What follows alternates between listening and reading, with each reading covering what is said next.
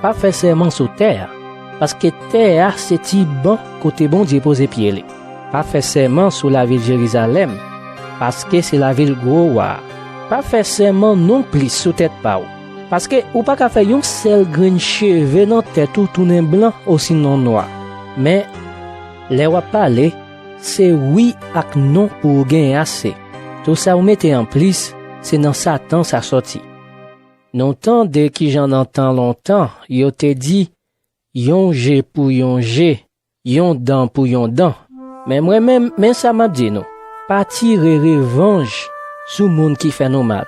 Si yon moun ba ou yon soufflette sous bord droite, bali bord gauche là tout. Si yon moun vle rele ou nan tribunal, pour le prancher mizou, quitte pas le toa bali tout. Si yon chef vle forcer ou pote yon chay pour li, sous distance yon kilomètre, fait 2 kilomètres avec. Bay, les moun mande ou.